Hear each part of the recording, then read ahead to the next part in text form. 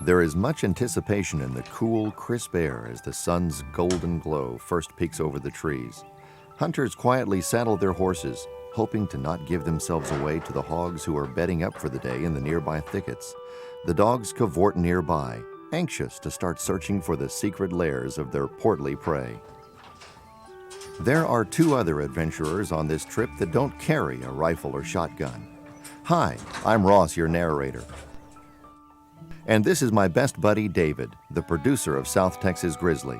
I'm here to record his techniques for capturing the excitement of these hunts on videotape. These include riding a mule over steep ravines, jumping it over barbed wire fences, and holding a shot while trotting up to a hog bay. As it turns out, there will be another reason for him to step out in front of the camera later on in the story, due to a fateful turn of events. One of the most enjoyable things about videotaping an outing with James Land is following the hunters around on horseback. Of course, James would say that is only half right, since the cameraman is technically riding a mule. An astute viewer will notice that much of the footage from these hunts is taken from the vantage of a magnificent little mule called Stubby. Stubby has been trained to trail another mule closely, allowing the cameraman to capture at times breathtaking footage while on the move. Even so, it is very challenging to compose the shots, hold the camera steady, and pan and zoom in on the action as it occurs. There is nothing staged or rehearsed about the video sequences that are presented in South Texas Grizzly. They capture reality hunting in its purest, most visceral form, one that has not changed substantially since man first domesticated canines and equines to help stalk and chase down prey many thousands of years ago.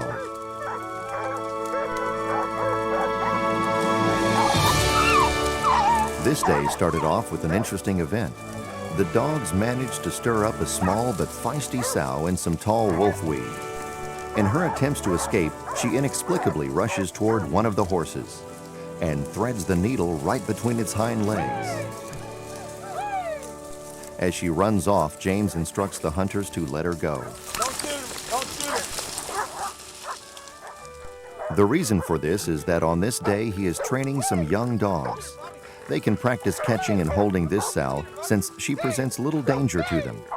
They learn that when James steps up, to move off of the right leg to facilitate the kill. This allows the hog to meet its demise as quickly and as safely as possible. James continues to praise his dogs to build their confidence and encourage aggression. A young, inexperienced gyp or female dog named Bobby is making a lot of noise but can't quite decide whether it's a good idea to get too close. This kind of heart, combined with a good dose of caution, is the making of a good hog dog.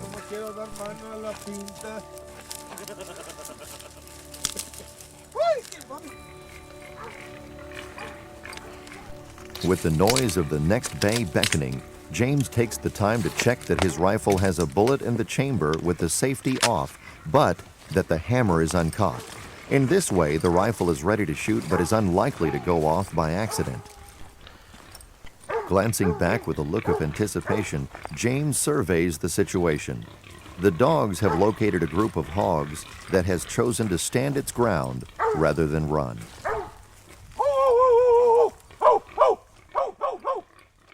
Hunters call this situation a rally. The hogs have united to take advantage of their size and number in dealing with what appears to be hairless coyotes, and unusually noisy ones at that. James has intentionally released unaggressive dogs to create the conditions for a rally, which he will now try to manipulate to his advantage. One of his strategies is to bark like a dog. There are a number of reasons for James to imitate a dog. He is trying to confuse the hogs and at the same time lure the most aggressive one his way so that he can get a shot at it. His barks also serve as a signal to his dogs that he has arrived on the scene. James is very patient when he is orchestrating a rally. It takes time to sort out the location and temperament of the lead hog. James wishes to take it out early because it creates confusion and indecision among the rest. In this case, he is dealing with just a few hogs, but they are very vocal and aggressive. When the rally consists of dozens of hogs, the din they raise can be as loud as a freight train.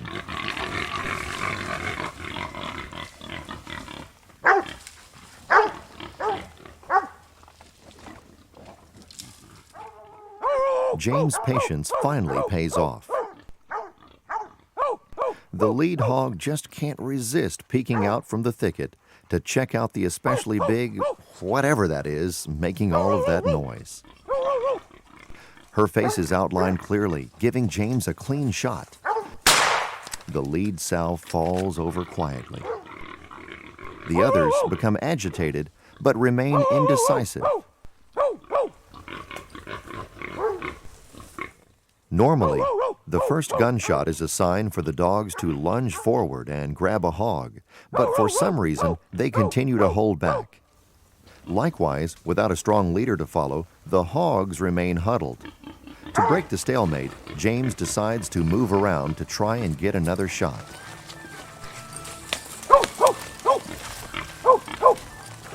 Even though the hogs sound like they are quite close, it is very difficult to see them in the thick brush. At last, James sees another opportunity.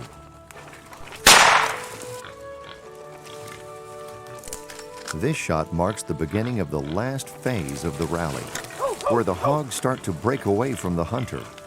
However, this is all part of the plan. James is moving around to the upwind side of the hogs. As soon as they get wind of him, it should drive them away, which in this case is directly toward another hunter, Josh, who is lying in wait for them on the downwind side of the thicket. Go to the left, Josh. Go south, leave it. Meanwhile, the dogs have finally mustered up enough courage to catch a small hog and are now just waiting for James to come and finish it off. On his way there, James hears a single report, probably indicating that Josh's bullet has found its target. This brings to a close the exciting drama that hog hunters call a rally. We just had 3 or 4 sows bait, and we're trying to get that rally noise. We couldn't ever get an open shot at them. I didn't want to expose myself, so I waited until one of the biggest sows charged the dogs and tried to get her to charge me by barking like a dog. And finally she did, and I killed her.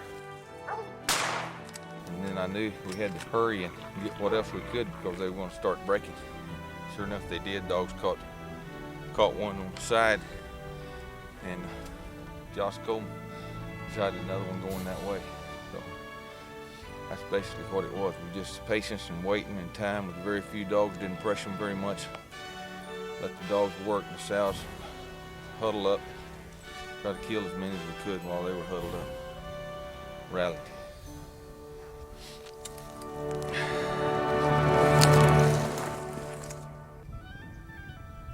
Deer and other wildlife are seen frequently when hunting feral hogs.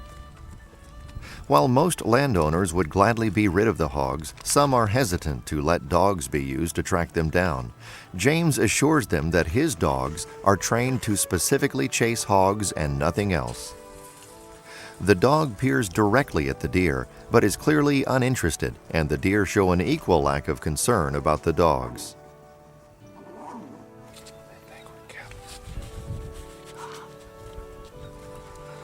James has just killed a fat sow when he gets a report of another bay. This turns out to be the first link in a chain of remarkable events that ultimately have grave consequences. Go ahead. Are y'all sending dogs to the sun barking over here? No, that should be, yeah. Cody, Sketch is over there by you. Do you hear one dog bayed? 10-4. How far is he from you? Mr. Lynn, I don't know with the wind, but I can hear him pretty good. James recognizes that this may be no ordinary bay and decides to exercise caution.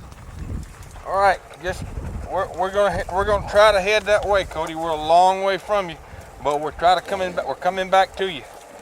Just keep an idea of where he is. You want me to go? No, No, you just stay right there. The dog's trying to bark. No, sir. Okay, just hang in there. Meanwhile, James wants to check in on Josh and his cameraman, Ross. Ask Josh what they did over there. Okay. Josh, how you doing over there? Killed one sow that was running across. Big red sow? No, sir. That red sow, I got out to that road where he told me to, and I put the hammer down on her, and that safety on that new gun was on. But I run across the other road, and Ross seen a hog come. He hollered to me, and she come out and killed her. Did you get it on video? I don't think so. I believe I have the hog running across the sendero into the brush, and then we hear a gunshot. Hog! That's good enough. Thanks, sir. Job well done. Humorous episodes such as this are a welcome relief to the serious struggles of life and death that are the essence of hog hunting. Meanwhile, James has finally arrived at the bay where Skitch has been joined by the other dogs. Their agitated barks confirm the presence of a bad boar hog. James hopes to end this dangerous situation quickly by using a 12-gauge shotgun loaded with 1-ounce hollow point slugs. Spreading on impact, this slug is less likely to go through the hog and hit a dog, but it still has tremendous knockdown power. As James approaches, he is hoping the boar will charge him so that he can get a clean shot. However, on catching a glimpse of James, it takes off running with the dogs in hot pursuit. James doesn't miss often, and he is fairly sure that this shot hit the boar hog. However, it runs on at full speed. James knows that there is a creek with a steep embankment in that direction. If the hog is wounded, it may make a stand there. Get on one of the mules, Cody, and bring both of them. James wants Cody to bring supplies for use in case a dog is hurt. He has a premonition that things could get nasty. An ancient oak provides shade for James to load a shell in the chamber, and since there is no hammer on this gun, check that the safety is on. Gun safety is paramount at all times. The creek evidently slowed the boar hog no more than it does James. This could be a long chase. We plod on, guided only by the excited barks of the dogs. In contrast, the boar is relatively quiet. Except for a few guttural grunts and an occasional ear slap as he shakes his angry head, you would hardly know he's there. Let's watch, listen to, and enjoy the sounds of this bay as James slips in under the cover provided by his dogs.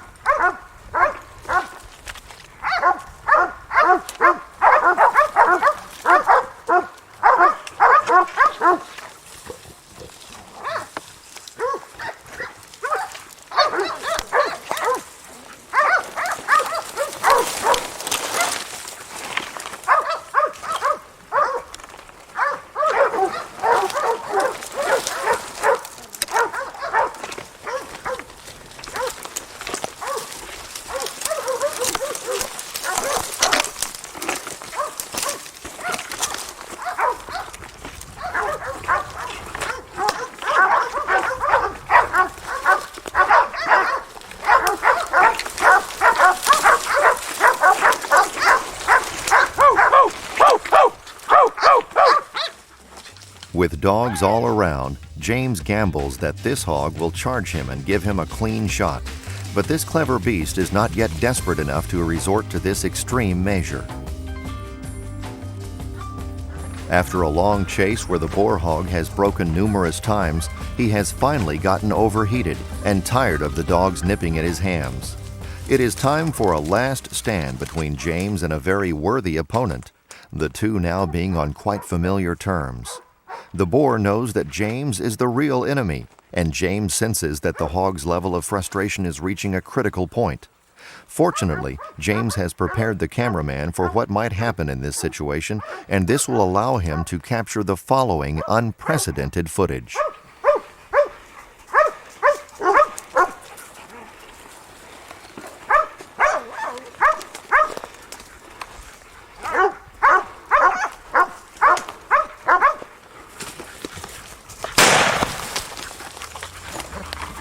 Attaboy, attaboy, attaboy, attaboy. Even complete faith in James' skill as a marksman is tested when you've got to keep a camera focused on a 220-pound slasher making a beeline for your groin. Hunters have been known to bleed to death when a boar hog severed their femoral artery. In the same way, dogs are susceptible to being ripped open by a boar's razor-sharp cutters. Thus, the first order of business after killing a bad boar hog is to check the dogs for injuries. James immediately notices that one of Josh's young dogs is bleeding from the throat.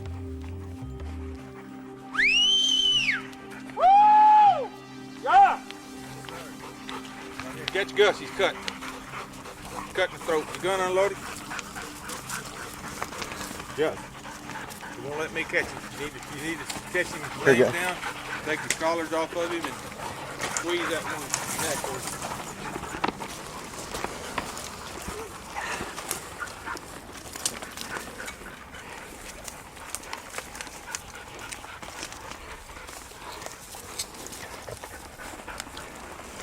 Oh, we got 3-inch teeth.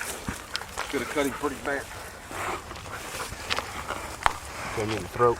Yeah, take all his collars off and just squeeze that pretty deep. Yeah, just like that. Just hold it. Just hold it. Easy, Gus. I got my staple gun.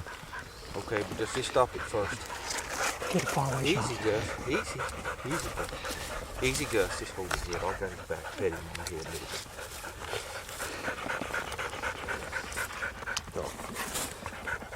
Sorry. Good Gus. Good boy.